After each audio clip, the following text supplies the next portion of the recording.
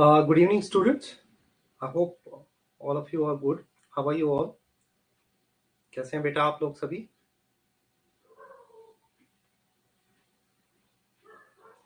आप लोगों को ध्यान होगा बेटा कि हम लोगों का जो टॉपिक चल रहा था वो था बायोटेक्नोलॉजी, प्रिंसिपल्स एंड प्रोसेसेस, और आज के टॉपिक में हम लोग पढ़ेंगे जेल इलेक्ट्रोफोरेसिस के बारे में। हम लोगों ने गुड इवनिंग एवरीवन। हम लोगों ने थोड़ी बेसिक चीजें जो है वो पढ़ी थी बायोटेक्नोलॉजी के बारे में। आज हम जो इम्पोर्टेंट ये पढ़ने जा रहे हैं वो है जेल इलेक्ट्रोफोरेसिस। इसमें क्या करा जाता है कि जो अलग अलग डीएनए फ्रेगमेंट्स होते हैं उनको किस तरह से सेपरेट किया जाए ताकि हमें जीन ऑफ इंटरेस्ट मिल सके। देखते हैं अभी। तो इससे पहले कि हम आज का टॉपिक शुरू करें, मैं थोड़ा सा पूछूंगा आपसे कि रिवाइज कर लेते हैं कि हमने पिछली बार क्या चीजें पढ़ी थी। तो ये बड़ा ही आसान सा क्वेश्चन है। So here is the first one.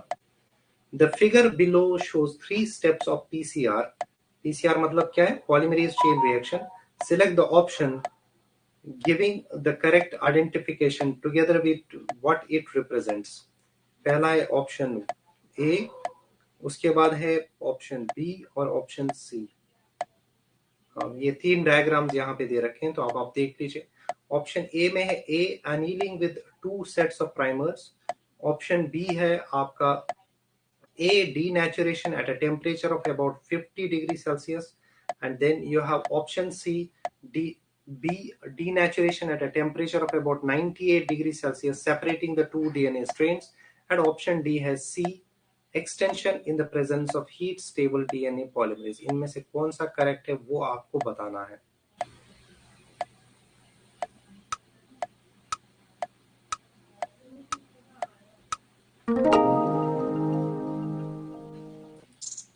Which of these is the correct one?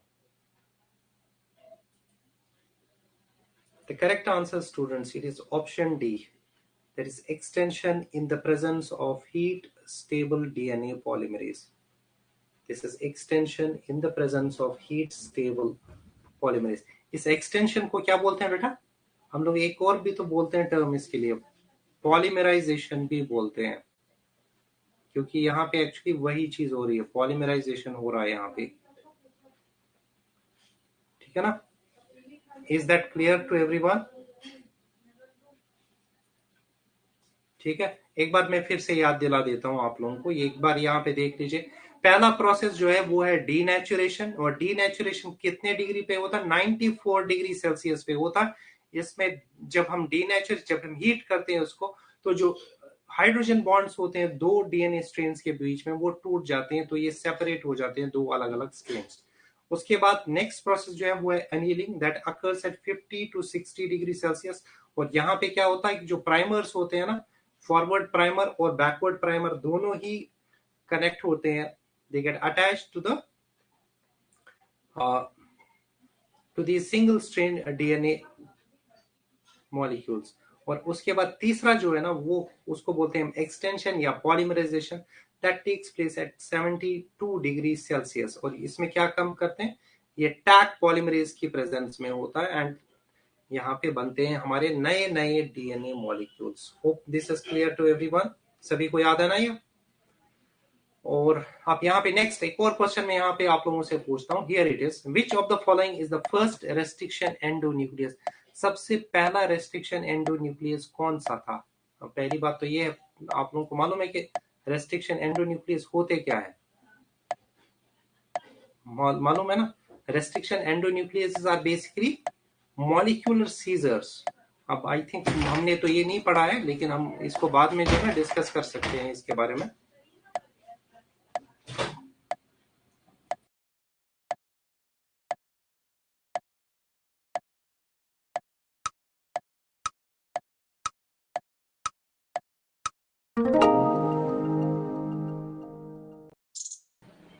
So here is the correct answer. It is hind second. ये याद रखो, restriction endonucleases are basically molecular scissors, है ना? जैसे हम सीजर्स की मदद से कोई चीज को काटते हैं, वैसे ही इन रेस्ट्रिक्शन एंडोन्यूक्लियसेस की हेल्प से हम लोग क्या कर सकते हैं? what we can do, we can cut the DNA molecules. ठीक, तभी हम लोगों ने यूज किया है इसके बारे में, the molecular scissor term. Sir ji बताइए। लास्ट टाइम आपने जब पढ़ाया था ना, तो एनेलिंग और एक्सटेंशन का ना टेम्परेचर नहीं दिया हुआ था स्लाइड पे, बट अभी आपने बताया ना, तो उस पे दिया हुआ था। प्लीज उसको शो कर दीजिए ताकि लिख लें हम लोग। ठीक है बेटा।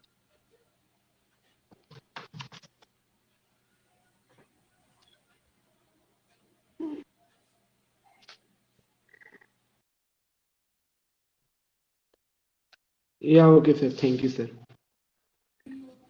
Welcome.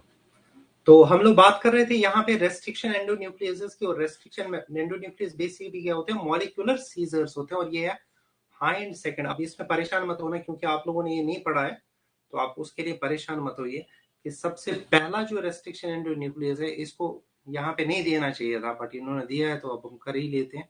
It is hind second, it is a restriction. इसी तरह से डीएनए इज फर्स्ट, ये भी एक क्या है, रेस्ट्रिक्शन एंडोन्यूक्लियस। आरएनए ये तो न्यूक्लियसेस में आता है, ये रेस्ट्रिक्शन एंडोन्यूक्लियस। और प्रोटीज एक एंजाइम ऐसा होता है जो कि प्रोटीन्स का ब्रेक डाउन करता है। ठीक, ये हाइंड सेकंड मतलब क्या है, हेमोप्लस इन्फ्लुएंजी, ठीक है ना, यहां से डिराइव्ड है। हमेशा याद रखो रेस्ट्रिक्शन एंडोन्यूक्लियस जो होता है ना, they are derived from the bacteria, ठीक है। They are, for example, it was isolated from Haemophilus influenzae, है ना। तो ये क्या करता है, हमेशा ये कट करता है DNA at a specific position where producing the blunt ends. Blunt end पता है ना? नहीं पता? नहीं पता तो आगे पढ़ेंगे, अभी मत परेशान होइए अभी, ठीक है। The next one,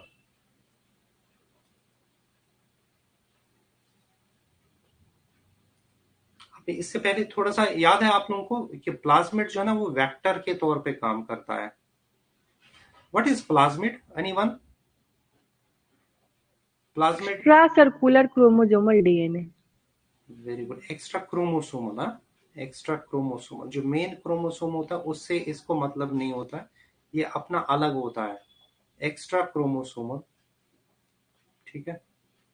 circular DNA, circular होता है, डबल स्ट्रैंड होता है, और एक और फीचर इसके अंदर होना चाहिए, रेप्लिकेट करता है। हाँ, इट इज सेल्फ रेप्लिकेटिंग।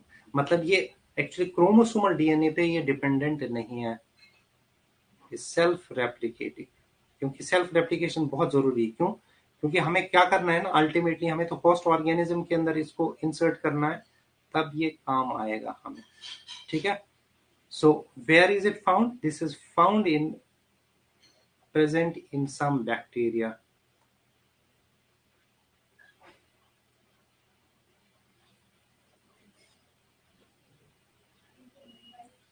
ठीक है। तो सेल्फ रेप्लिकेटिंग है ये।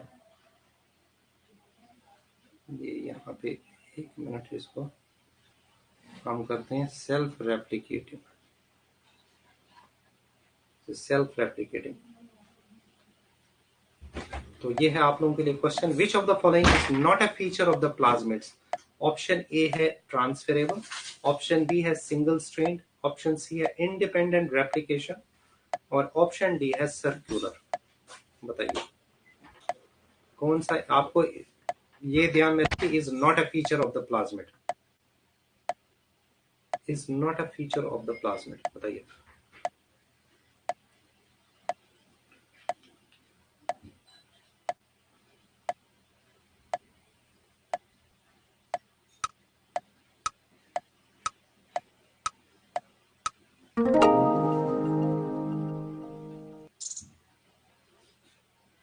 तब भी इतने सारे गलत हो गए, क्यों बेटा?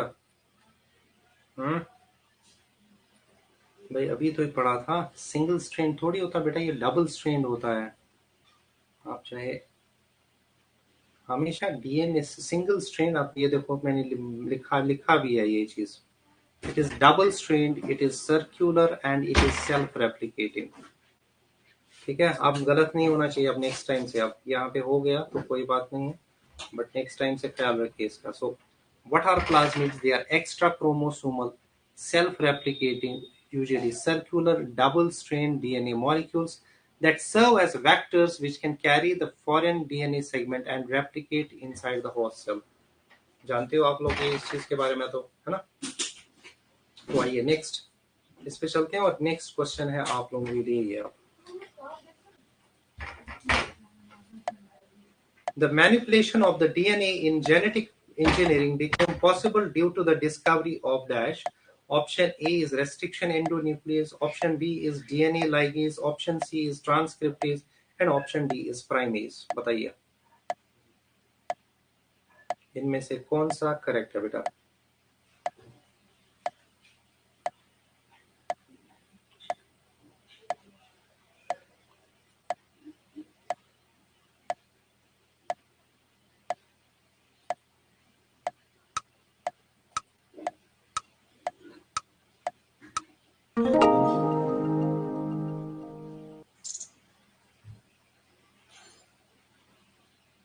ये भी तो पढ़ा ही हुआ बेटा। ये तो रेस्ट्रिक्शन एंडोन्यूक्लियस की वजह से हो गया ना। मैनिपुलेट कब कर सकते हो आप? जब पहले काम है काटना, फिर जोड़ने का काम तो बाद में आता है। तो सबसे पहले रेस्ट्रिक्शन एंडोन्यूक्लियस की वजह से हुआ था, ठीक है ना।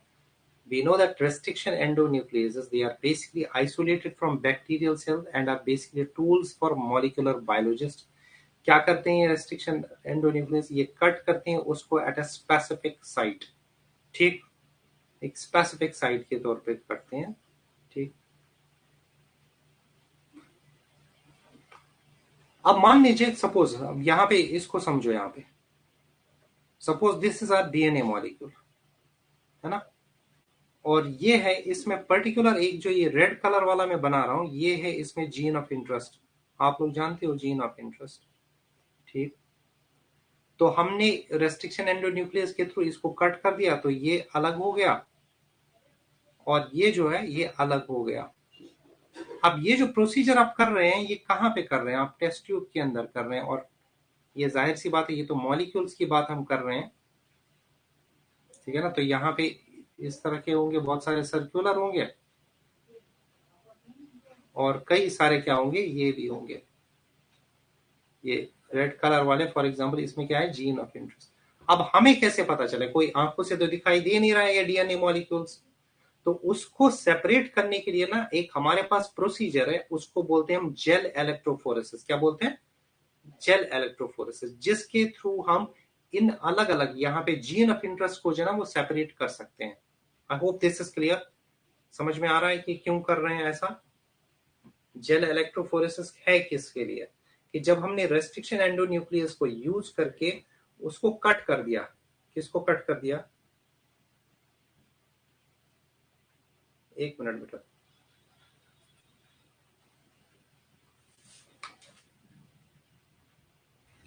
हेलो हेलो जी सर।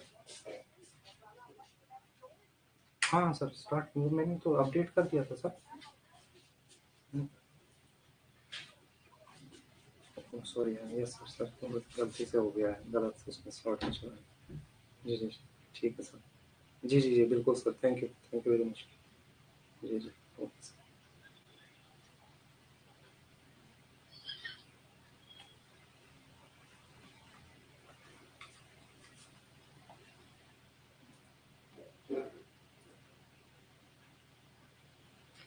तो बात समझ में आ गई आप लोगों को? ये क्लियर है ना? ये चीज समझ में आ गई कि किस लिए करते हैं हम लोग?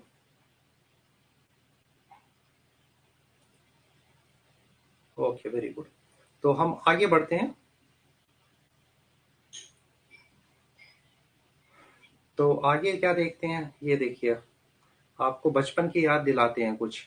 क्या है ये लग रहा है कोई दादी अम्मा है, या हो सकता है नानी अम्मा हो आपकी, या इन बच्चों की तो फिलहाल है ही, ठीक है ना। तो बच्चे हैं, इन्होंने जिद कर ली दादी को कि भाई हमें तो कुछ, नानी लग रहा वैसे ज्यादा तो, ठीक है। तो ये उन्होंने जिद करी कि हमें कुछ नई चीज चाहिए हमें, है ना। तो अब क्या करेगी दादी? तो अब चाहे कितनी भी हेल्थ उनकी सही ना हो तब भी करेगी तो है ही, अपने ग्रैंड चिल्ड्रन के लिए करेगी ना। तो बीच बीच में क्या करती रहती है, वो टेस्ट भी करती रहती है थोड़ा बहुत, ताकि पता तो चले कि वो किस तरह का होता है। और ये बच्चे भी बीच बीच में थोड़ा तो मजा लेते ही है उसका, कि अभी पूरा पका ना हो लेकिन उससे पहले ही उसका मजा लेने की कोशिश कर रहे हैं। ठीक है, अब पूरी तरह से प्रिपेयर हो गया और इनको ले, अब आ रहा है बहुत मजा। ठीक, ये क्या था, हाउ टू मेक टेस्टी खीर। आती है आपको, आती है खीर बनाना? नहीं आती होगी तो खाना तो आता ही होगा। तो चलिए, अभी फिलहाल आप उसी का सोच सोच के ही मजा लीजिए, ताकि आपके सलाइवरी ग्लैंड जो है ना, वो तो थोड़े से स्टिमुलेट हो जाए, हो गए स्टिमुलेट सलाइवरी ग्लैंड्स। ठीक है, तो चलिए, ये आपको थोड़ा सा, ये किस लिए करा गया कि आप लोगों को अगर कहीं किसी को नींद आ रही हो, है ना, हो जाता है ना कई बार कि टीचर के पढ़ाने से आप लोगों को बहुत बार नींद आती है, तो वो चीज आपकी खत्म हो जाए। फिलहाल आपके सलाइवरी ग्लैंड्स जो है और डाइजेस्टिव सिस्टम जो है वो आपका स्टिमुलेट हो जाए। तो चलिए, अब एनीवेज, तो अब हमें करना क्या है एक्चुअली, हमें यही देखना है कि जीन ऑफ इंटरेस्ट को हम किस तरह से सेपरेट कर सकें, किससे, फ्रॉम द जीनोमिक डीएनए, जो एक्चुअल डीएनए है उससे हम किस तरह से जीन ऑफ इंटरेस्ट को कर सकते हैं। वो तो काटने का काम तो आपको पता है, रेस्ट्रिक्शन एंडोन्यूक्लियस की मदद से, लेकिन यहाँ पे हम आगे बढ़ते हैं कि आइसोलेट किस तरह से करेंगे, और उस प्रोसेस को हम लोग किस तरह करते हैं, उसको बोलते हैं gel electrophoresis. This is gel electrophoresis, this is the gel electrophoresis. Hopefully that is clear. Sir ये मॉड्यूल्स में कहाँ है क्या बेटा, क्या जेल चीज इलेक्ट्रोफोरेसिस? है? बिल्कुल है, ऐसा नहीं है कि जेल इलेक्ट्रोफोरेसिस नहीं है, उसके बगैर तो कुछ भी नहीं हो पाएगा। जी सर, अभी मैंने भी ढूंढा, नहीं मिला है। अरे हम ढूंढ के देंगे बेटा आपको, आप क्यों परेशान हो रहे हो, अभी मत परेशान हो। है उसमें, मैं बता रहा हूँ ना, उसमें सेपरेशन में लिखा होगा, देखो, separation of the gene of interest from parent DNA होगा, उसमें हो सकता है। चलो मैं अभी बता दूंगा आप लोगों को कि कहाँ पे है, अभी परेशान मत हो। अच्छा, आप लोग उधर देखना भी चाह रहे हो, ठीक है, आप मुझे 2 मिनट दो, बस 2 मिनट दो, मैं आपको बता दूंगा कि कहाँ पे है, किस जगह पे है। ठीक है, देखो शावी को पता चल गया, आई विल टेल यू, परेशान मत होइए। आप पहले ये वीडियो देखिए, हमारे सर क्या बताते हैं जेल इलेक्ट्रोफोरेसिस के बारे में, फिर हम इस पे और आगे डिस्कशन करते हैं। इस टर्म का मतलब क्या है, क्योंकि जेल मीडियम में ये हो रहा है, जेली लाइक मीडियम, जेल जैसा एक मीडियम हमने लिया, एगारोस जेल हम इसमें लेते हैं, अभी जिक्र करेंगे उसका। इलेक्ट्रोफोरेसिस, इलेक्ट्रो टर्म क्यों यूज करा, रिलेटेड टू इलेक्ट्रिसिटी, बिजली का इस्तेमाल हो रहा है यहां पे। पूरा इंस्ट्रूमेंट हम देखेंगे कैसा होता है जिसमें जेल इलेक्ट्रोफोरेसिस करते हैं। फोरेसिस शब्द रेफर कर रहा है बीइंग कैरिड, कोई चीज कैरी हो रही, क्या कैरी हो रहा, डीएनए, डीऑक्सीराइबोस न्यूक्लिक एसिड। ठीक है, charge molecules are being carried in electric field. DNA पे चार्ज होता है, नेगेटिव चार्ज होता है, किस वजह से होता है वो negative charge, phosphate, sugar phosphate backbone है, nitrogenous bases are projecting inwards, purines, pyrimidines, ATGC।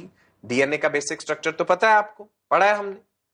So DNA negatively charged है, ये बात हमें याद रखनी है, और उसकी वजह क्या है जी, ये फॉस्फेट, फॉस्फोरिक एसिड या फॉस्फेट ग्रुप जो अटैच्ड है, उसके कारण डीएनए पे नेगेटिव चार्ज है।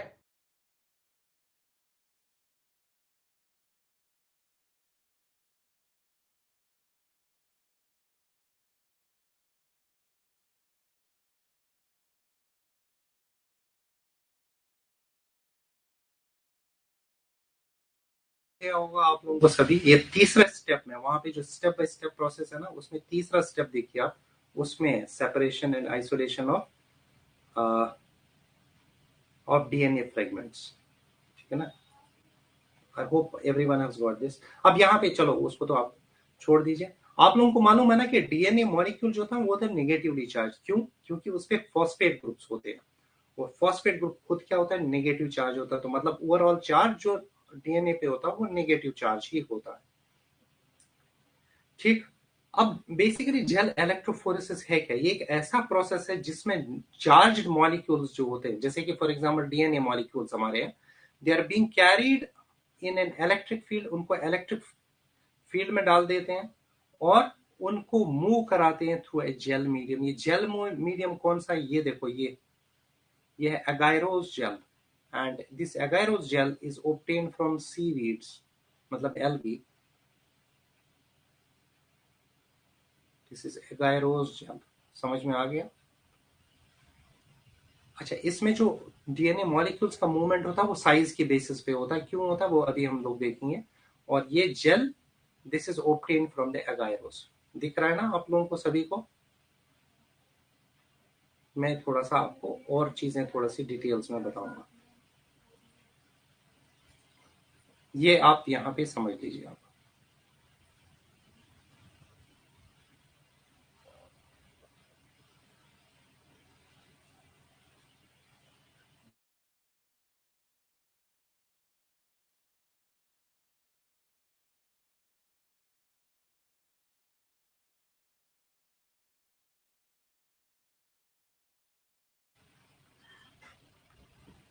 और इसमें क्या करते हैं हम इन प्लेट्स के अंदर,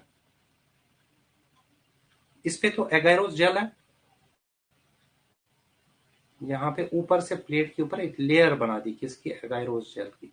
अच्छा, एगारोस जेल की क्यों बनाते? क्योंकि उसमें ना पोर्स होते हैं, छोटे छोटे पोर्स होते हैं जिसके थ्रू ये मॉलिक्यूल्स मूव कर सकते हैं। और इसके अंदर थोड़े छोटे से ना वेल्स बनाते हैं। ये क्या है? वेल, मतलब गड्ढे खोद देते हैं छोटे छोटे से, और इसके अंदर ही हम डीएनए मॉलिक्यूल्स, जो हमारे पास ये डीएनए सेपरेट करने वाला होता है ना, उसके अंदर हम डाल देते हैं यही डीएनए मॉलिक्यूल्स। तो फॉर एग्जांपल मान लो ये रेड कलर का जो है, ये मैं डीएनए मॉलिक्यूल्स यहाँ पे डाल रहा हूँ। उसमें कुछ छोटे भी होंगे, कुछ बड़े भी होंगे, और इस तरह से प्रोसेस चलता रहे। ठीक है? अच्छा, ये वाला एंड जो है ना, this end is connected to anode.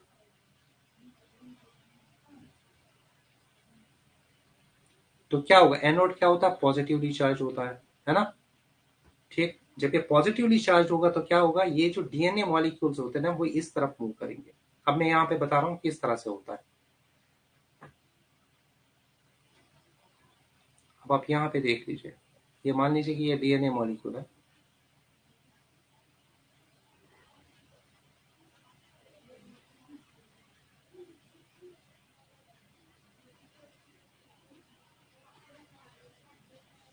ये आप देखिए साइज के हिसाब से ना, जो छोटा मॉलिक्यूल है वो ज्यादा मूव कर रहा है टुवर्ड्स एनोड, जो थोड़ा रिलेटिवली स्मॉलर इन साइज है वो कम मूव कर रहा है। बात समझ में आ रही है? बात समझ में आ रही है आप लोगों को? इट हैज डीएनए फ्रेगमेंट्स, यहाँ पे समझ लीजिएगा, इन सब के अंदर क्या है? डीएनए फ्रेगमेंट्स है। तो अब ये चीज बिल्कुल याद रखनी है हमें। Smaller DNA fragments,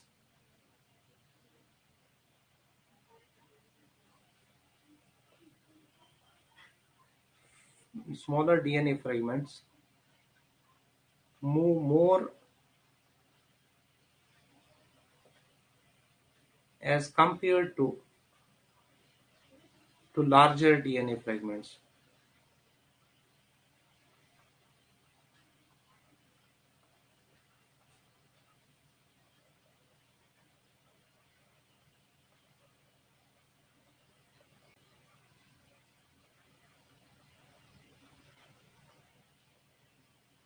I hope this is clear.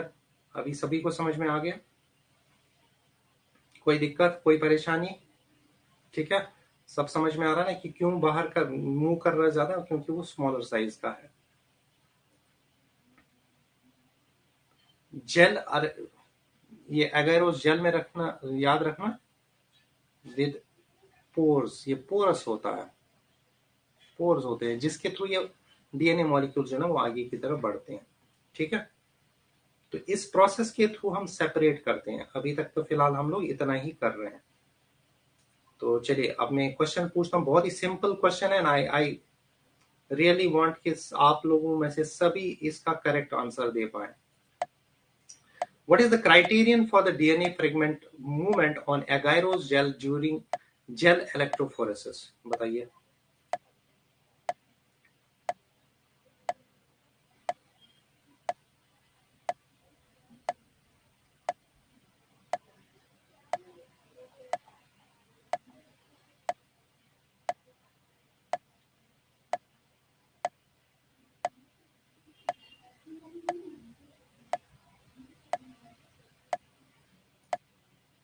I think ये तो बहुत ही आसान है। ऑप्शन ए है, the larger the fragment size the further it moves. Option B, the smaller the fragment size the further it moves. Option C is positively charged fragments move to further and furthest end, and option D is negatively charged fragments do not move.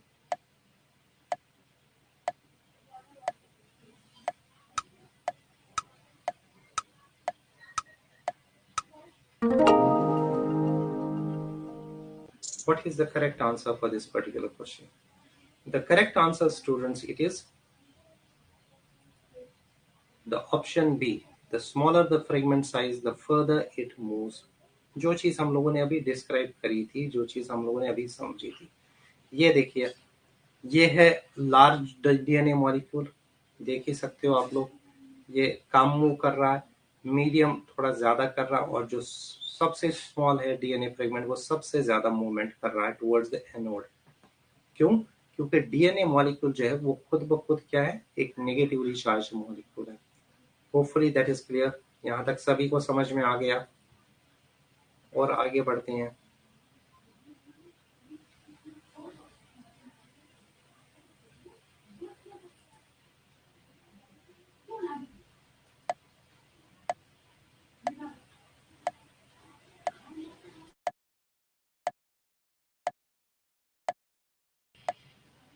The DNA fragments generated by the restriction endonucleases in a chemical reaction can be separated by option A, electrophoresis, option B is restriction mapping, option C is centrifugation, and option D is polymerase chain reaction.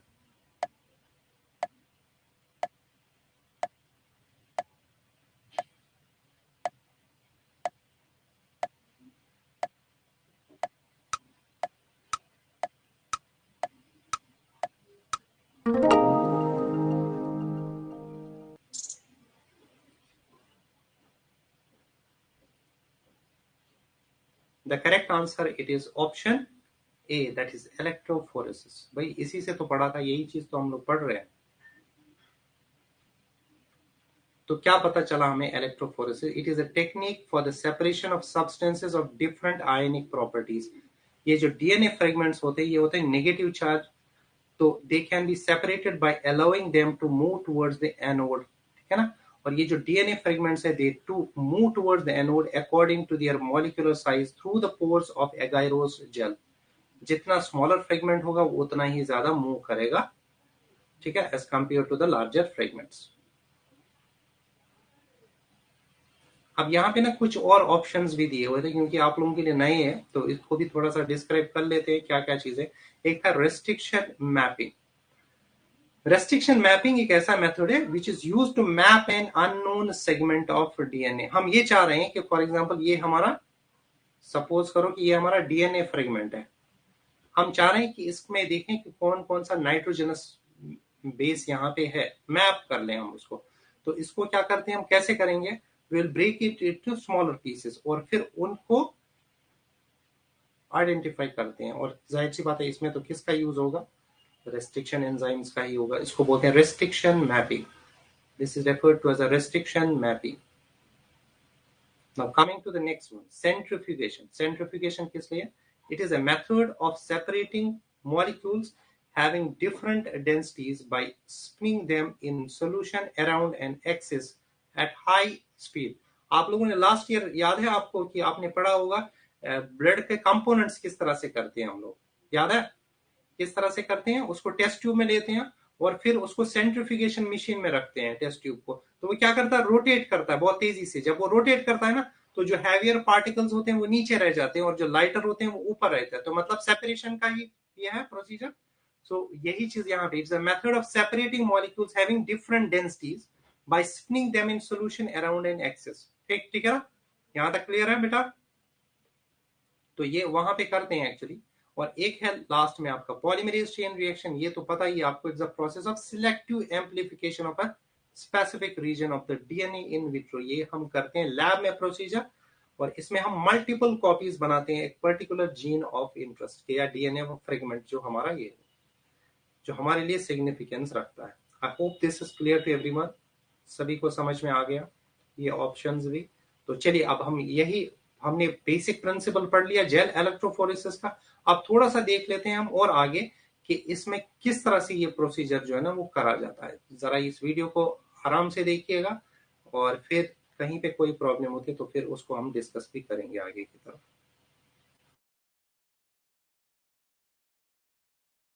ऐसी चीज होती है plastic की बनी हुई, casting tray कहते हैं उसे, उसमें एगारोस जेल डाल देनी है। Pour the agarose gel into the plastic casting tray.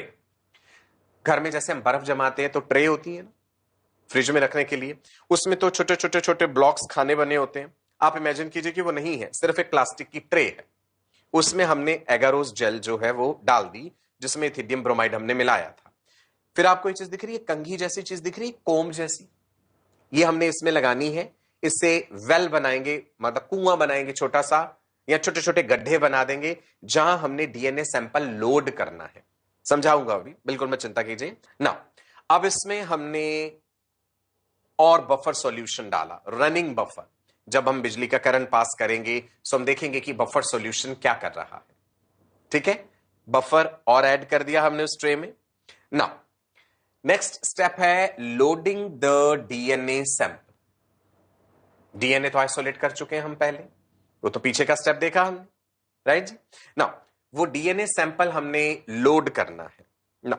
Load करते समय ये वायल्स दिख रही है आपको ऐसे छोटी छोटी, इसमें हमने डीएनए डाला, लेकिन भाई कोई रंग नहीं है डीएनए, कोई हरा पीला काला मैरून ऐसा कलर नहीं है, तो दिखेगा कैसे?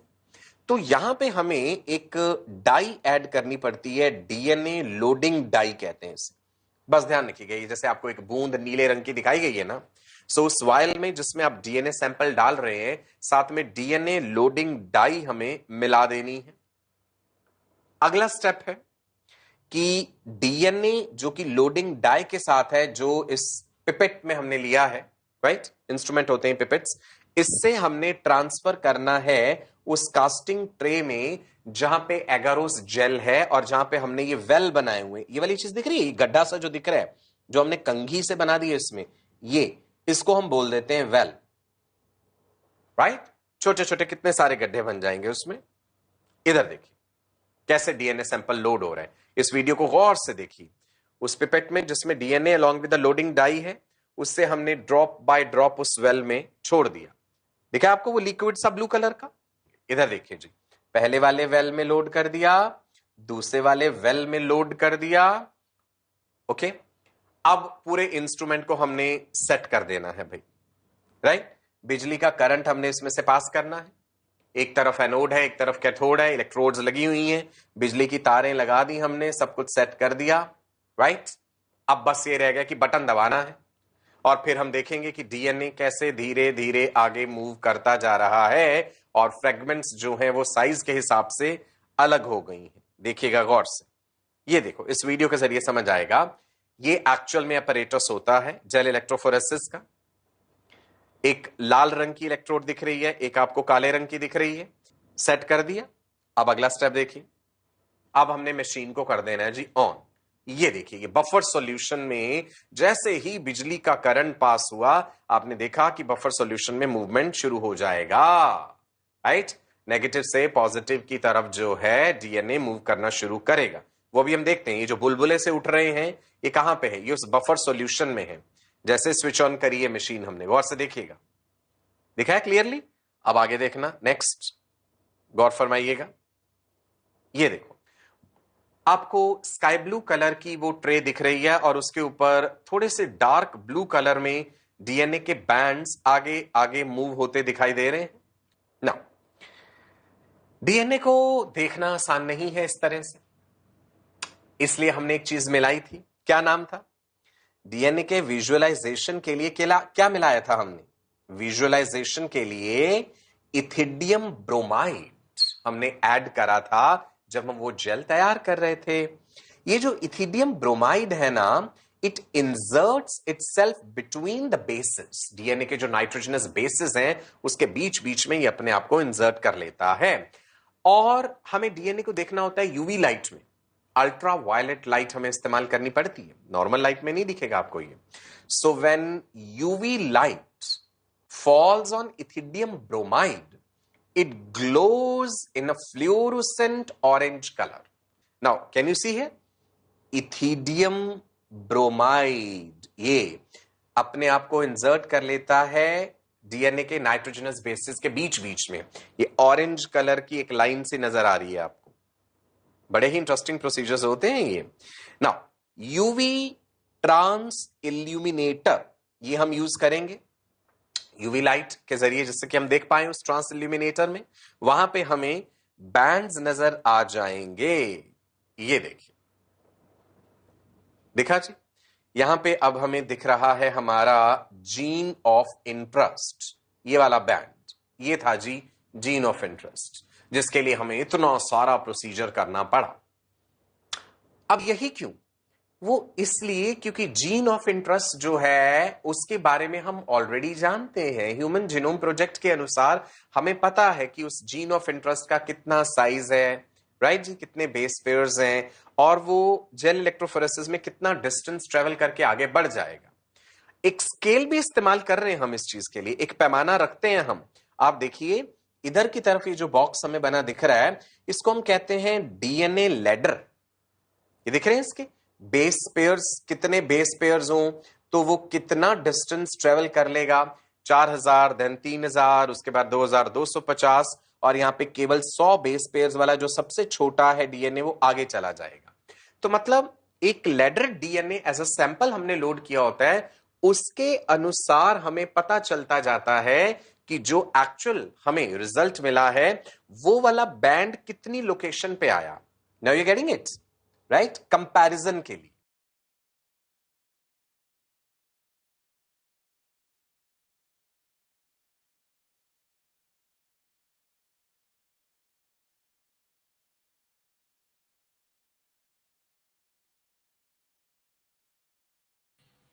अब आप देखिए कि क्या क्या स्टेप्स थे जो हम करते हैं इस प्रोसीजर में। सबसे पहले क्या बनाएंगे, एगायरोस जेल। आप लोगों को मालूम है कि वो हमें इसका पाउडर मिलता है, उस फॉर्म में हम लोग करेंगे। उसके बाद सेट करेंगे एपरेटस को, उसमें आप लोग को मालूम है कि इसमें then what we are going to do, जो डीएनए सैंपल है वो जो वेल्स आपने बनाए थे उसके ऊपर उसके अंदर डाल देंगे। फिर हम जो है डीएनए सैंपल को वो चलाएंगे, मतलब एक्चुअली वो एनोड के साथ ये कर देंगे, सर्किट के साथ हम जोड़ देंगे इस पूरे एपरेटस को। तो क्या होगा, ठीक, ये सेपरेट हो जाएंगे। सेपरेट हम देख चुके हैं कि वो किस तरह से। और फिर विजुअलाइजेशन के लिए, now this is important, we use a dye that is referred to as ethidium bromide. क्या है, we use ethidium bromide dye. अच्छा, उसको फिर देखा जाता है in the presence of UV light.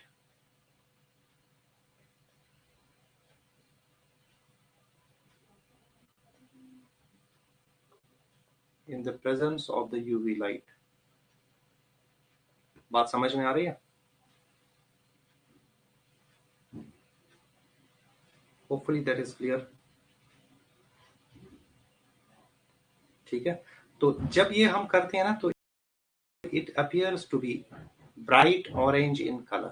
ये जो DNA molecules है, they appear to be bright orange in appearance. Is that clear? ठीक है ना, bright orange in appearance है, जैसे कि आप लोगों ने यहाँ पे देखा भी होगा होपफुली। एक बार यहाँ पे दिखा देता हूँ, देखो ये है इथिडियम ब्रोमाइड। जब हम यूवी लाइट के अंदर इसको देखते हैं तब, सेट क्लियर? यहां तक सभी को क्लियर हो गया बेटा? तो चलिए जरा देखते हैं, मैं क्वेश्चन देखते हैं कि आप लोग कितना समझ पाए हैं इस प्रोसेस को।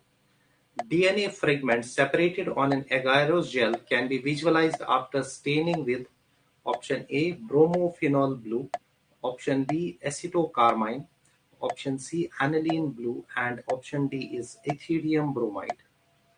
अब इससे आसान क्वेश्चन क्या हो सकता है? गलत कह रहा हूं तो बताइए।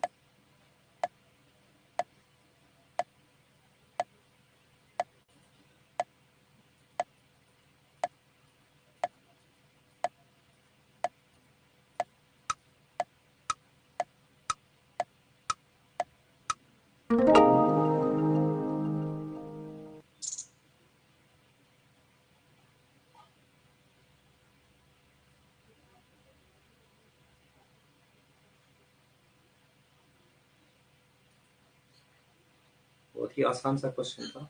Very good. I think most of you have answered it correctly, and the right answer, students, yes, it is the ethidium bromide.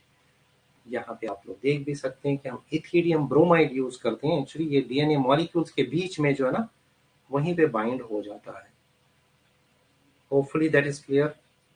Now, did you know और क्या चीज आप है जो आपको जानना चाहिए? जो ये ethidium bromide है ना, जो ethidium bromide है, it is a very strong mutagen. और इसके लिए क्या चाहिए हमें? UV radiation. म्यूटेशन मतलब जानते हो ना, जो म्यूटेशंस करने की एबिलिटी जिसके अंदर हो. तो अब मतलब पोटेंशियली क्या है, हेल्थ के हिसाब से ये ठीक नहीं है, ठीक है ना, उसके हिसाब से ये तो ठीक है नहीं.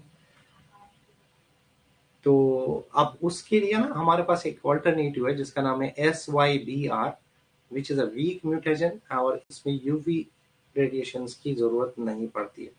बट द थिंग इज, ये जो है ना आपका SYBR, it is not given in NCERT, तो इसमें आप परेशान मत होइएगा, ठीक है. तो आप लोगों के लिए इथीलियम ब्रोमाइड आपने पढ़ लिया, तो दैट इज.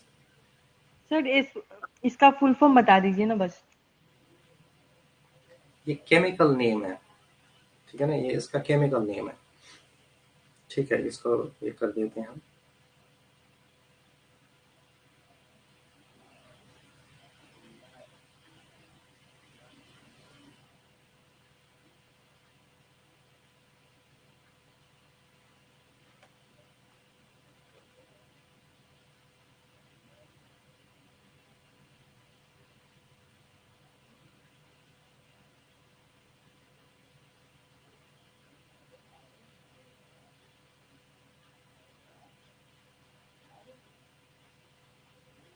यहाँ तक समझ में आ गया? मैं अभी इसको बता दे रहा हूँ. ये काफी लंबा सा एक केमिकल नाम है इसका.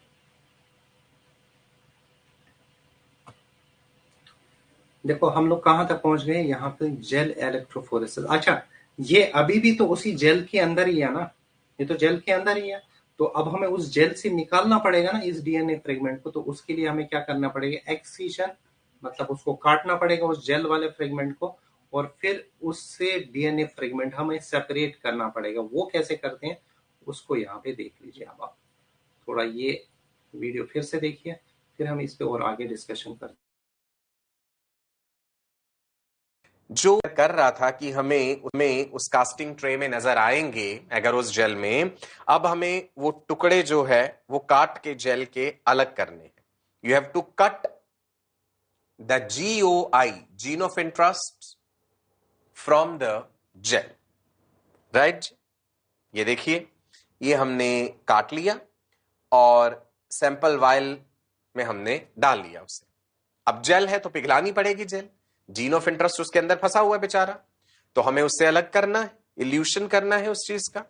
Right, so elute the GOI. Evolution कैसे करना?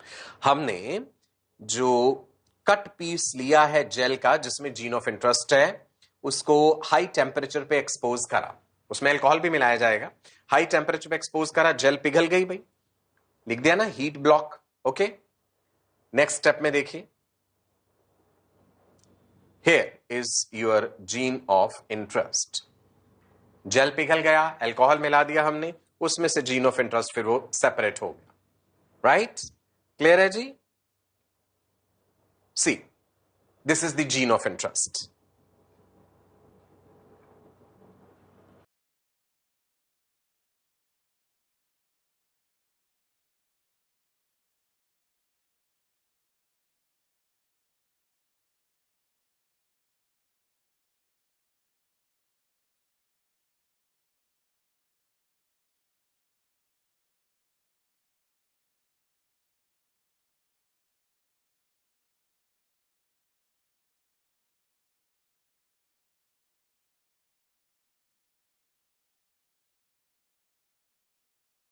देखो इस जीन ऑफ इंटरेस्ट को एक्सरसाइज करेंगे. देखो ये जेल है, ये तो जेल है यहाँ पे.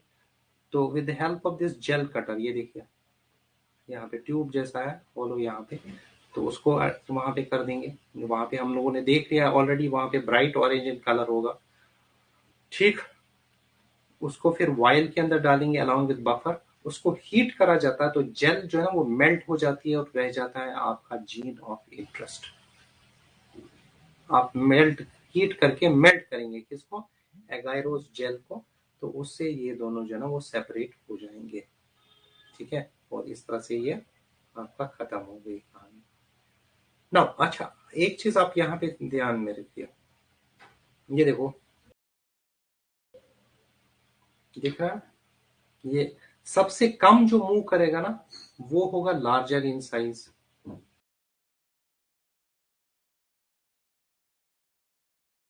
मीडियम वो मिडल में रहेगा और जो सबसे स्मॉलेस्ट होगा उसका मूवमेंट सबसे ज्यादा होगा।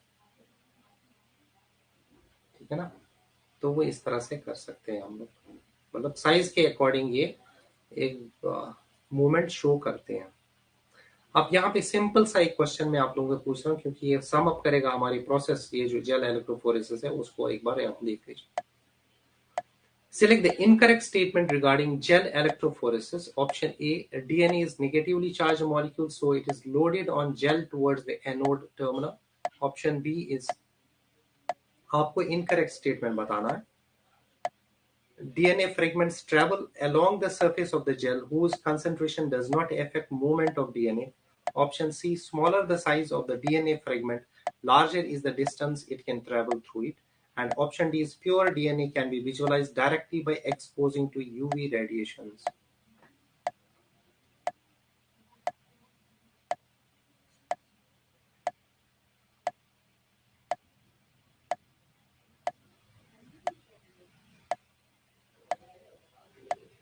सोच देखिए, इसमें कभी कभी क्या होता है ना, दो स्टेटमेंट भी रॉन्ग होते हैं, बट उसमें आपको देखना पड़ेगा कौन ज्यादा रॉन्ग है। ठीक है ना, उस चीज का भी आप लोगों को ख्याल रखना पड़ेगा। यही गड़बड़ हो गई आप लोगों की तरफ से, बहुत सारे बच्चों ने गलत किया है। ये यहाँ पे देखो, ये आपने यहाँ पे देख लीजिए, जो ऑप्शन फोर्थ है ना, that pure DNA can be visualize directly by exposing to UV radiation, ये क्या करा जाता है, डायरेक्टली तो नहीं देख सकते हैं ना, इसके लिए तो आपको पहले इथीलियम ब्रोमाइड के साथ इसको स्टेन करना पड़ता है। सो दिस इज, अच्छा अब रही बात, देखो अब यहाँ पे कंफ्यूजन हो सकता है कि ये पहला वाला जो था, ठीक है ना, ये भी तो हो सकता है ना, मतलब ये भी आप लोगों को, बहुत सारे लोगों को लग रहा होगा कि ये गलत है ना। ठीक, तो अब देखो अगर हम ऐसा भी करते हैं, ये पॉजिटिवली चार्ज होगा, ये इसने इधर गड़बड़ कर दिया है, नेगेटिव चार्ज। अब यहाँ पे देख लीजिए, अगर आप इस तरफ भी करोगे ना तो बात तो वही होगा, जो ज्यादा मूवमेंट करेगा वो ज्यादा आगे करेगा, जो मतलब स्मॉलर फ्रेगमेंट्स होते होंगे उससे भी सेपरेशन तो इससे भी हो जाएगा। तो जैसे मैंने तो उल्टा किया था ना, अगर आप लोगों ने वहां पे देखा होगा तो मैंने उल्टा किया था, मैंने एनोड इस साइड में रखा था, ठीक है ना, इस साइड में कैथोड रखा था। तो अगर उससे फर्क नहीं पड़ेगा, अगर आप एनोड इस साइड में तो यहाँ पे रिपल होगा ना, यहाँ पे रिपल को ये हो जाएगा, तो उस साइड से भी प्रोसीज आपका यहाँ पे हो जाएगा। तो मतलब ये तो अगर आप देखेंगे फोर स्टेटमेंट आपको कभी कभी देखना होता है, इसीलिए बोलते ही हैं कि जरूरी नहीं है कि एक ही ऑप्शन सही हो, एक से ज्यादा ऑप्शन भी सही हो सकते हो, but you have to choose the one only.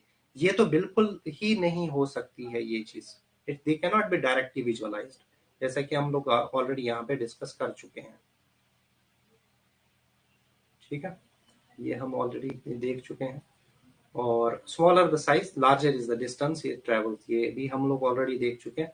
और डायरेक्टली तो इसको बिल्कुल नहीं देखा जा सकता, so this is the wrong statement, इसको हमें इथीलियम ब्रोमाइड के साथ आपको स्टेन करना ही करना पड़ेगा। इज दैट क्लियर, यहाँ तक समझ में आ गया सबको? अब यहाँ पे थोड़ा सा मैं आप लोगों को जेल इलेक्ट्रोफोरेसिस समझ में आ गया, तो अब यहाँ पे मैं चीज आपको बता रहा हूँ, ये क्योंकि आपने नाम सुना है, ये एंजाइम, एक एंजाइम होता है उसको बोलते हैं न्यूक्लियेजेस। बता सकते हो क्या करेगा न्यूक्लियस एंजाइम, बोलो न्यूक्लियस क्या होते हैं, नाम सुना है आप लोगों ने? ये न्यूक्लिक एसिड्स का ब्रेक डाउन करते हैं, दे स्प्लिट न्यूक्लिक एसिड्स।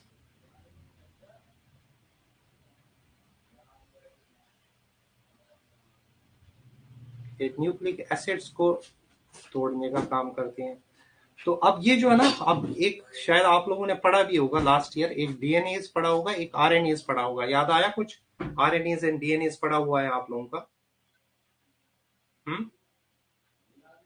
याद है? तो मुझे बताओ कि कौन से, अब तब मैं मानूंगा आप लोगों को कि आपको याद है जब आप मुझे ये बताओगे कि कौन से इन जूस के अंदर ये प्रेजेंट होते हैं। क्या गैस्ट्रिक जूस के अंदर होते हैं, इंटेस्टाइनल जूस के अंदर होते हैं, पैनक्रियाटिक जूस के अंदर होते हैं, कि बाइल के अंदर? तब तो मैं आप लोगों को मानूंगा ये। कौन से जूस के अंदर न्यूक्लियस प्रेजेंट होते हैं, एक आरएनएज और एक डीएनएज? बोलो बेटा।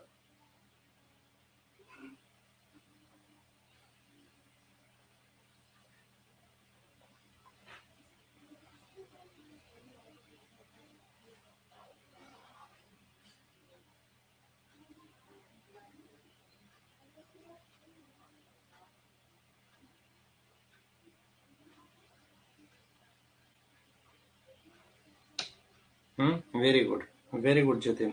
It is the pancreatic juice जिसके अंदर ये डीएनएज और आरएनएज प्रेजेंट होता है। एनीवेज, ये एक्सोन्यूक्लियसेस क्या करते हैं? एक्सोन्यूक्लियसेस फ्रॉम टर्मिनल एंड से तोड़ना शुरू करते हैं। दे कट द डीएनए मॉलिक्यूल्स, मैं अभी दिखा भी दूंगा, DNA molecules from the terminal ends, from the terminal ends. ये काम क्या करते हैं? उसको कट कर देते हैं।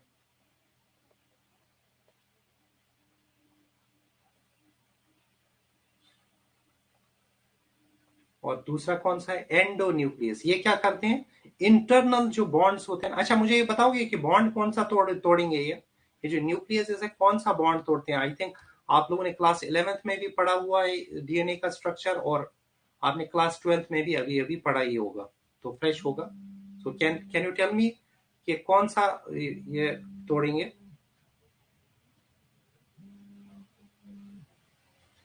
बताइए, सभी के लिए क्वेश्चन।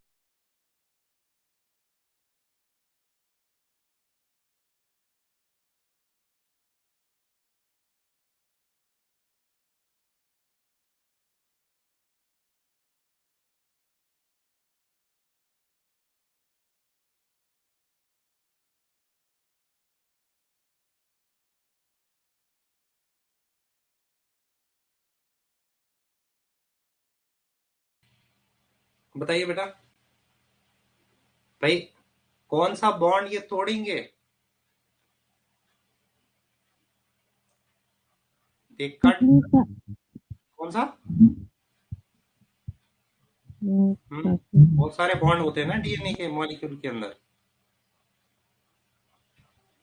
सर हाइड्रोजन और फॉस्फेट होता है, तो फॉस्फेट को बॉन्ड्स पता है कि? वेरी गुड, जतिन ने बिल्कुल सही, जतिन ही आंसर कर रहा है।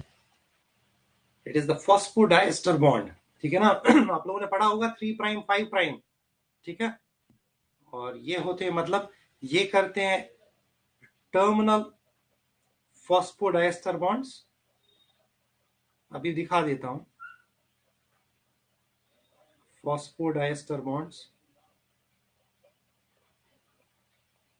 और ये कौन सा करेंगे? ये करेंगे द इंटरनल फॉस्फोडाइएस्टर बॉन्ड्स को तोड़ते हैं।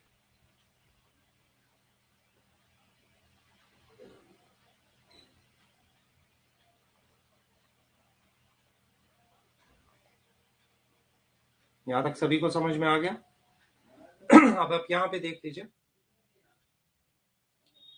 ठीक, यहां तक सभी को समझ में आ गया? अब यहां पे मैं पहले आपको समझा देता हूं एक्सोन्यूक्लियसेस। चलो पहले हम लोग बनाएंगे, सपोज ये जो डॉट जैसा बना रहा हूं ना मैं, ये मान लीजिए कि एक न्यूक्लियोटाइड है, ठीक है ना? क्या है? न्यूक्लियोटाइड है। ये है nucleotide, these are nucleotides, the nucleotides होते हैं ये, ठीक है? अब यहाँ पे अगर आप यहाँ पे देख लोगे तो यहाँ पे ये जो है एक न्यूक्लियोटाइड दूसरे न्यूक्लियोटाइड के दो एंटी पैरेलल पॉलीन्यूक्लियोटाइड चेन्स होती है ना, ये तो पता ही है सभी को। तो ये जो बॉन्ड होता है इन दोनों के बीच में, दो स्ट्रेन्स के बीच, ये जो बॉन्ड है, this is which bond? This is phosphodiester bond. इसको हम लोग क्या बोलते हैं? Phosphodiester bond. याद आया कुछ? This is the phosphodiester bond. ठीक है ना, ये आ गया आपका फॉस्फोडाइस्टर बॉन्ड। अगर हम यहां पे देखें,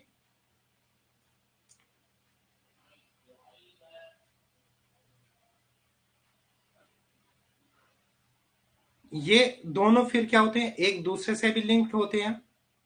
कौन से बॉन्ड्स के थ्रू लिंक्ड होते हैं? जो ब्लू कलर से मैं बना रहा हूं, ये कौन से बॉन्ड्स है बेटा? हाँ, ये कौन से बॉन्ड होंगे? दो, जिससे दो स्ट्रेन्स एक दूसरे, दे आर हाइड्रोजन बॉन्ड्स। ठीक है ना। अब यहाँ पे क्या होता है बेसिकली, अब मैं बात कर रहा हूं पहले एक्सोन्यूक्लियस की। जब ये एक्सोन्यूक्लियस यहाँ पे एक्ट करेंगे, एक्सोन्यूक्लियस, तो ये किस जगह पे एक्ट करेंगे? ये करेंगे यहाँ पे टर्मिनल बॉन्ड्स पे, इस जगह इन बॉन्ड्स को तोड़ेंगे, इन फॉस्फोडाइस्टर बॉन्ड्स को तोड़ेंगे। तो आप यहाँ पे देख लो क्या हो जाएगा हमारा, 1 2 3। अभी तो फिलहाल मैं यहाँ पे ये कर रहा हूं 1 2 3, और ये यहाँ पे,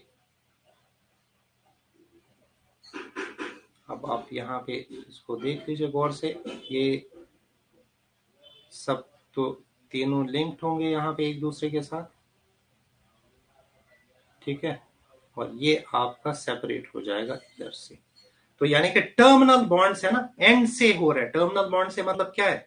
ये जो एंड से इस चेन के, उनको तोड़ने का काम कर रहा है एक्सोन्यूक्लियस। Is that clear? ये तो हो गया एक तरह का बॉन्ड। अब दूसरा कौन सा टाइप मैंने बोला था? एक और कौन सा था? वो था एंडोन्यूक्लियस। ठीक है ना, दैट वाज एंडोन्यूक्लियस। जरा अब एंडोन्यूक्लियस को भी यहाँ पे देखने की कोशिश करते हैं। ये मैं फिलहाल, न्यूक्लियस फॉस्फोडाइस्टर बॉन्ड को तोड़ेगा। बिल्कुल, सारे फॉस्फोडाइस्टर बॉन्ड्स को ही तोड़ते हैं। हाइड्रोजन बॉन्ड्स आप याद करो, आप केमिस्ट्री याद करो थोड़ी, वो बहुत वीकर होते हैं। वो जब एक पोजीशन, स्पेसिफिक पोजीशन मेंटेन हो जाती है ना उनकी, तब वो बनते हैं। वो बहुत पता, आई थिंक ये तो सभी को मालूम, hydrogen bonds are very weaker bonds, है ना। अब यहाँ पे देख लीजिए। अब नेक्स्ट,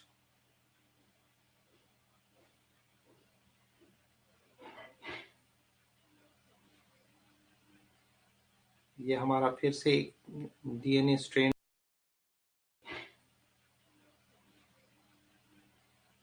ये हमारा फिर से डीएनए स्ट्रेन है।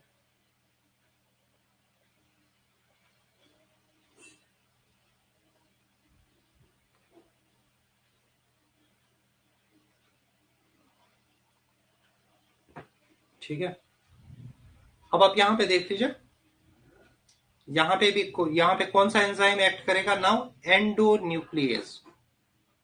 Endonuclease will act here.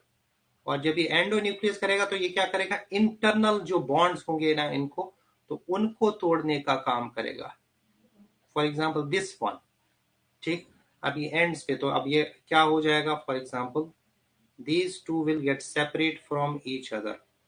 ये एक दूसरे से सेपरेट हो जाएंगे।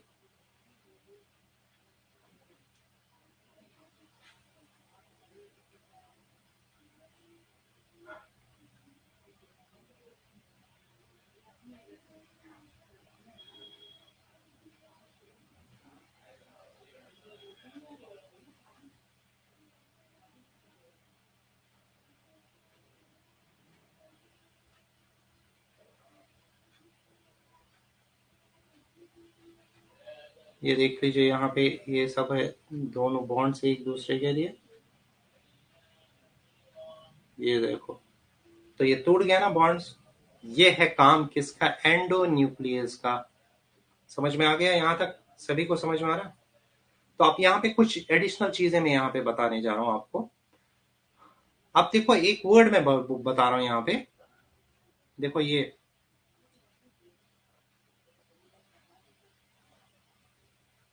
क्या है ये? सुना है ना ये? This is Malayalam. कहाँ की लैंग्वेज है ये? मलयालम आती है आप लोगों को? नो सर, ये तो नहीं आती है। नहीं आती है? ये है कहाँ की लैंग्वेज, कौन सी स्टेट में है यहाँ? मेघाल वेरी गुड, आरफा को मालूम है बिल्कुल। This is from Kerala. ये केरला में जो लैंग्वेज बोली जाती है वो है मलयालम। ठीक, तो एनीवेज अब आप यहाँ पे देखिए, अगर मैं लेफ्ट से राइट की तरफ जा रहा हूं तो क्या है, ये मलयालम है। और अगर हम, बेटा आप थोड़ा अपना ऑडियो बंद कर दो। और ओके अगर सर। हम राइट से लेफ्ट की तरफ जा रहे हैं तब भी ये वही चीज है, मतलब दोनों तरफ से मलयालम ही है बेसिकली। इस तरह के इंग्लिश वर्ड्स को हम लोग क्या बोलते हैं, पैलिंड्रोम्स। क्या बोला जाता है इस तरह के, मतलब जो अगर आप लेफ्ट से राइट पढ़ेंगे तब भी वही चीज है, और राइट से लेफ्ट पढ़ेंगे तब भी वही चीज है। अब मैं ये बोल क्यों रहा हूँ, ये कहानी क्यों मैं बता रहा हूँ आपको, मलयालम पे कहाँ पहुंच गया, ठीक है ना। ये तो वर्ड को, अगर डीएनए में भी कुछ ऐसा ही हो जाए, अब for example let me consider, आप लोग पता है ना कि हम डीएनए मॉलिक्यूल्स की डायरेक्शन कैसे लेते हैं, 5 प्राइम, एक की होती है 5 प्राइम टू 3 प्राइम। तो अगर एक का है 5 प्राइम, फिर है GAA-TTC, ठीक है ना, और इधर से क्या है 3 प्राइम। तो अब जाहिर सी बात है जो दूसरा स्ट्रेन होगा उसमें क्या होगा, यहाँ पे देखो क्या होगा, यहाँ पे C, यहाँ पे होगा T, यहाँ पे होगा T, यहाँ पे क्या होगा A, यहाँ पे भी क्या होगा A, और यहाँ पे क्या होगा G, और इस जगह पे 5 प्राइम। एंटी पैरेलल होते हैं ना एक दूसरे के, ठीक है, एंटी पैरेलल होते, तो यहाँ पे क्या होगा 3। तो अगर आप देखें इस डायरेक्शन में जब हम जा रहे हैं, लेफ्ट टू राइट जब हम जा रहे हैं तो क्या है GAA-TTC, और जब हम राइट टू लेफ्ट जा रहे हैं तो लेकिन डायरेक्शन वैसे रखनी है 5 प्राइम टू 3 प्राइम, तो यहाँ पे भी वही है। तो इनको हम बोलते हैं पैलिंड्रोमिक सीक्वेंसेस। क्या बोला जाता है इनको, पैलिंड्रोमिक सीक्वेंसेस। ठीक, मतलब एक ऐसे डीएनए सीक्वेंसेस होते हैं जो कि आपको दोनों तरफ से एक ही चीज पढ़ोगे आप, ठीक है ना। These are palindromic sequences. बात समझ में आ गई, ठीक है ना। अब इसकी कुछ वजह है, यहाँ पे क्यों बता रहा हूँ, उसका कुछ रीजन है, वो तो अभी हम लोग देखेंगे यहाँ पे। अब आपको मैंने रेस्ट्रिक्शन एंडोन्यूक्लियस तो सभी जानते हैं कि मॉलिक्यूलर सीजर्स कहलाते हैं, है ना। I think all of you are well aware about that. तो ये जो एक्चुअली क्या होता है कि ये जो हमारे रेस्ट्रिक्शन एंडोन्यूक्लियस होते हैं ना, इनका काम क्या होता है, वैसे तो आप लोग मानते हो कि भाई ये तो हम लोग यूज करते हैं कि they cut the DNA fragments into smaller fragments, ठीक है ना। एक डीएनए मॉलिक्यूल को ये छोटे छोटे फ्रेगमेंट्स में डिवाइड कर देगा, बट ये होते ही क्यों है। क्वेश्चन तो ये भी आ सकता है ना कि भाई क्यों होते हैं ये, या हमने बनाए हैं, या ये नेचर में ऑलरेडी प्रेजेंट होते हैं, they are already present in the nature. क्या होते हैं जो ये रेस्ट्रिक्शन एंडोन्यूक्लियस है, रेस्ट्रिक्शन इसी वजह से बोलते हैं क्योंकि एक क्या करते हैं ये, जैसे हमारी, आपको याद है वो जब हमने एड्स पढ़ा था तो हमने उसका पैथोजेनेसिस पढ़ा था कि किस तरह से जो HIV वायरस है वो क्या बनाता है, पहले with the help of reverse transcriptase ये बनाता है वायरल RNA से बनाता है ये वायरल DNA, ठीक है ना। वायरल RNA से क्या बनाएगा, वायरल DNA। जब ये बन जाता है फिर उसके बाद क्या करता था, वो अपना जो इसका वायरल DNA था उसको इंटीग्रेट करता था किसके साथ, होस्ट सेल के DNA के साथ। याद आया आप लोगों को, पढ़ चुके हो आप लोग, डायग्राम भी हम लोगों ने डिस्कस किया था अच्छी तरह से, कुछ याद आया आप लोगों को, ठीक है ना। तो बिल्कुल इसी तरह से जो ना बैक्टीरिया में भी कुछ वायरसेस होते हैं जो उसको इन्फेक्ट करते हैं। क्या करते हैं, कुछ वायरसेस होते हैं दैट इन्फेक्ट द बैक्टीरिया। उन वायरसेस को क्या बोलते हैं बेटा, इस तरह के वायरसेस को क्या बोला जाता है, इस तरह के वायरसेस को हम लोग क्या बोलते हैं,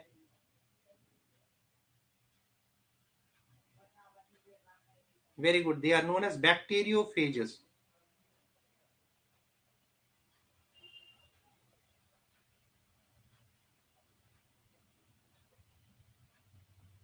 they are known as bacteriophages. तो बैक्टीरियोफेजेस है।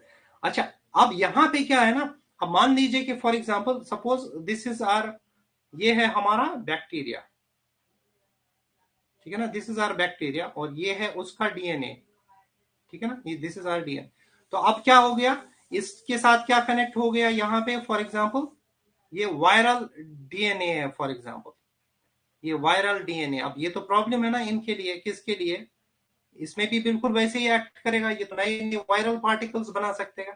तो नेचर ने क्या प्रोवाइड कर रखा है इनको, एक स्पेसिफिक टाइप का एंजाइम यानी कि रेस्ट्रिक्शन एंडोन्यूक्लियेजेस, ठीक है ना। क्या प्रोवाइड कर रखा है, bacteria, remember that they possess REs, they have restriction endonucleases. और ये क्या काम करते हैं, कट करते हैं। किसको करेंगे कट, यहां पे कट कर देंगे फॉर एग्जांपल, इस जगह और इस जगह कट करेंगे। जब कट कर देंगे तो क्या होगा, वायरल डीएनए क्या हो जाएगा, खत्म, ठीक है ना। एक तरह से उसको रेस्ट्रिक्ट करते हैं ना, ये रेस्ट्रिक्शन एंडोन्यूक्लियस इसी वजह से बोलते हैं, because they restrict actually the viral infections in bacteria, ठीक है ना। रेस्ट्रिक्शन एंडोन्यूक्लियस में बात बोल रहा हूं।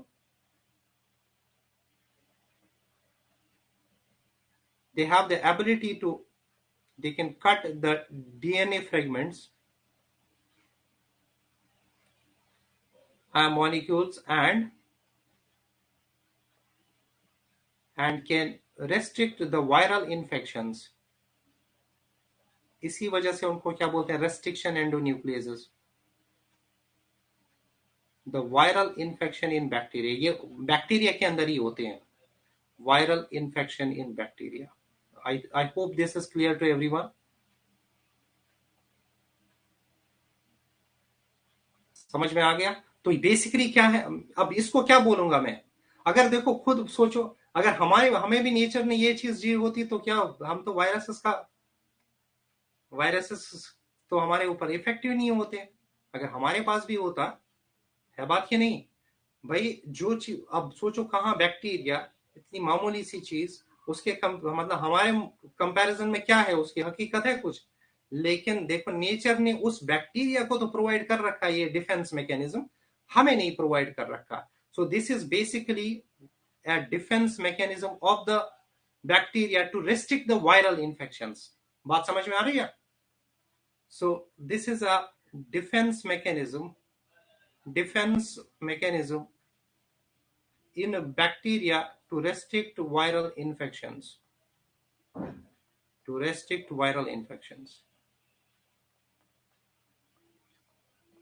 I hope this is clear.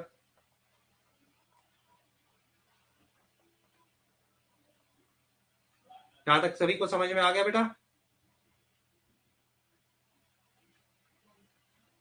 Clear, very good. तो चलिए अब थोड़ा सा ना हम एग्जाम्पल ले लेते हैं, क्योंकि हमें एग्जाम्पल से ज्यादा अच्छी तरह से समझ में आता है कि ये क्या हो रहा है एक्चुअली। एक एग्जाम्पल जो है ना मैं इसमें ले रहा हूं, वो है इको आर फर्स्ट। क्या नाम है इसका, ये एक रेस्ट्रिक्शन एंडोन्यूक्लियस है जिसको बोलते हैं इको आर फर्स्ट। क्या है ये इको, ये है जीनस नेम। फॉर एग्जाम्पल यहां पे ये है एस्चेरिचिया,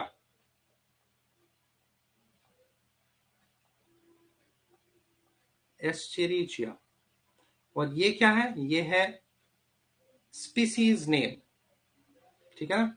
मतलब जिस बैक्टीरिया से हमें ये मिला है, स्पीसीज नेम कौन सा नाम है, कोलाई, आप लोगों ने सुना ही होगा कोलाई। और R is for the strain, कौन सा स्ट्रेन है, यहां पे ये आर जो है ना वो है रफ, और फिर फर्स्ट।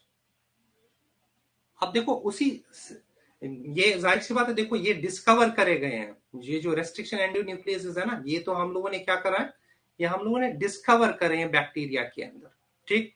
तो अब कई बार ऐसा होता है कि ये जो फॉर एग्जांपल ये जो फर्स्ट लिखा है, तो एक ही लैब में कई सारे जो है ना वो डिस्कवर हो सकते हैं, तो ये उनको डिफरेंशिएट करने के लिए, ठीक है ना, ये उनको डिफरेंशिएट करने के लिए। So this helps to differentiate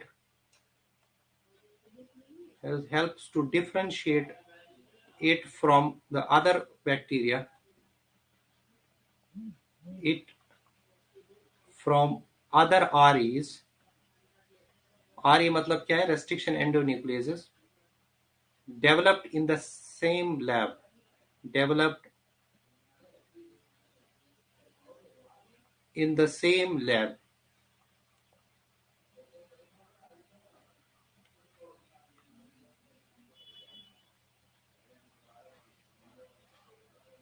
यह है जीनस, यह है स्पीसीज, यह है स्ट्रेन, और यह है इस तरह से। बात समझ में आ गई? तो ये नोमेनक्लेचर इसका समझ में आ गया आपको कि किस तरह से क्या करते हैं?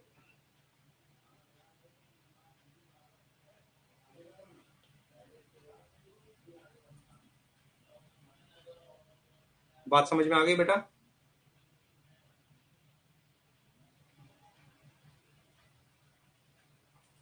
अब कुछ एग्जांपल्स ले लेते हैं हम लोग, ठीक है ना। अब ये जो हमारे ये रेस्ट्रिक्शन एंडोन्यूक्लियसेस हैं, तो जब इनको हम जब ये काम करते हैं अपना, तो they can produce two different types of ends. तो चलो मैं पहले बता देता हूं। एक यहाँ पे एक है, एक रेस्ट्रिक्शन एंडोन्यूक्लियस है जिसका है SMA फर्स्ट। क्या है? SMA first. अच्छा हाँ, एक चीज यहाँ पे और बताना, ये जो इको आर फर्स्ट है ना, इसकी जो सीक्वेंस, रिकॉग्निशन सीक्वेंस होती है, रिकॉग्निशन सीक्वेंस मतलब है वो जगह जहां पे ये डीएनए मॉलिक्यूल्स को कट करेगा। रिकॉग्निशन सीक्वेंस जो होती है वो वही है जो मैंने उधर बताई थी आपको। कौन सी बताई थी ना? 5 प्राइम GAATTC। ये इसको याद भी रखोगे आप लोग, क्योंकि ये आपके एनसीईआरटी में दे रखी है। और इस तरह से यहाँ पे भी है CA, ये तो यहाँ पे हो जाएगा T, ये क्या होगा? A और ये है G, और ये है 5 प्राइम। तो this is the recognition sequence for Eco R first. ठीक है, यहां तक सभी को समझ में आ गया?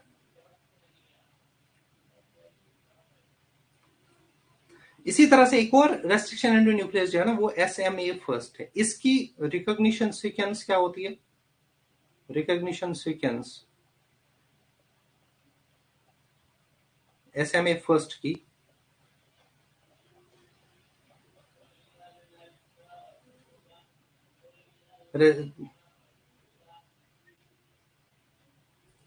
बहुत ही आसान है इसका। यह है 5 प्राइम C और उसके बाद है G, और इधर क्या है? 3 प्राइम। इधर क्या होगा? इसी तरह से 3 प्राइम, इधर क्या होगा? G, और ये है C, ये इधर होगा 5 प्राइम। बात समझ में आ रही है? तो जब ये एक्ट करता है ना इस पे SMA फर्स्ट, तो ये यहां पे कट करता है, इसको इस जगह पे कट करता है, दोनों जगह इसी तरफ से। बात समझ में आ रही है? तो इस जगह पे ये कट कर देता है दोनों तरफ से। Is it clear? तो अब अगर मैं यहाँ पे इसको देखना चाहूं, यहाँ पे देखिए ये क्या हो जाएगा? ये सेपरेट हो जाएंगे एक दूसरे से यहाँ पे। ठीक है, एक आपका हो जाएगा 5 प्राइम C, और दूसरा क्या होगा यहाँ पे? 3 प्राइम G। ठीक है, इधर जाहिर सी बात है 3 प्राइम होगा, और इधर क्या होगा? 5 प्राइम।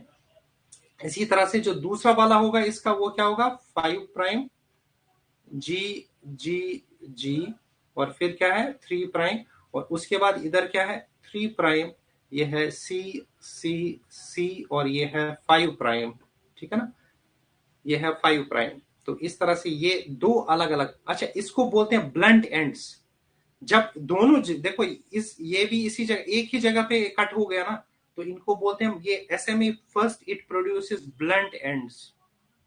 बात समझ में आ रही है?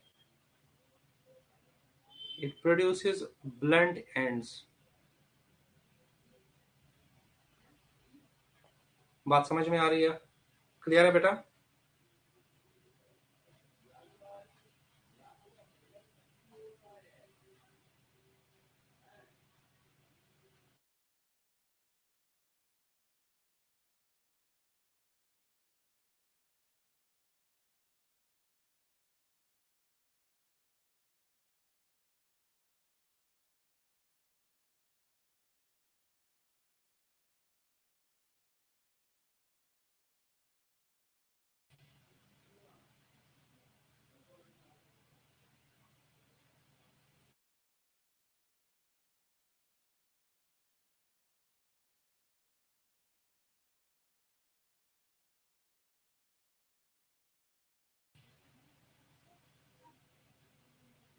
क्लियर है?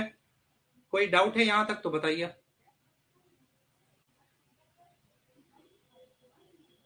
अच्छा, जो ये है ना इको आर फर्स्ट, वो नहीं प्रोड्यूस करता है, वो इस तरह से कट नहीं करता है। वो क्या करता है, वो इस जगह पे कट करेगा, यहाँ पे एक इस जगह पे और एक इस जगह पे।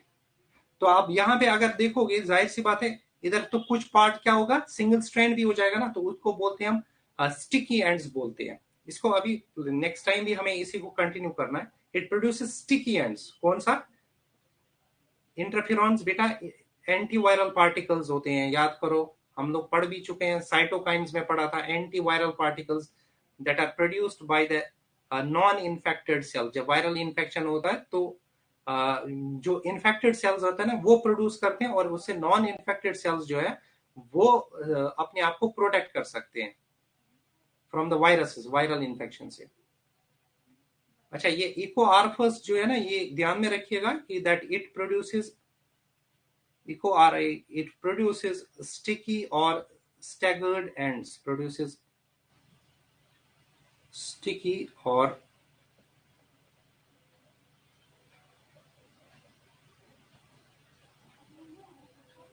staggered ends.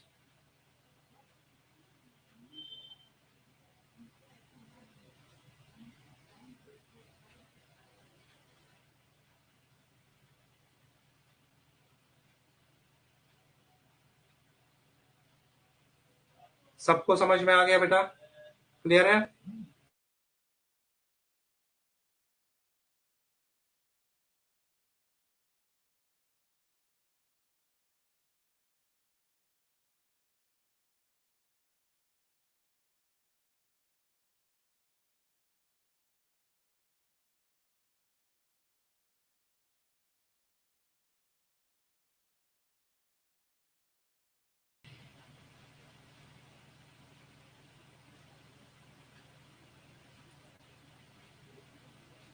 नेक्स्ट सेशन में एक्चुअली हमारा टॉपिक जो है ना, ये रेस्ट्रिक्शन एंजाइम्स का ही होगा, बट मैंने आप लोगों को कई सारी चीजें यहाँ पे इसके बारे में बताई दी है, लेकिन कुछ और चीजें भी हमें इसके बारे में पढ़ेंगे, वो होपफुली हम लोग नेक्स्ट क्लास में ही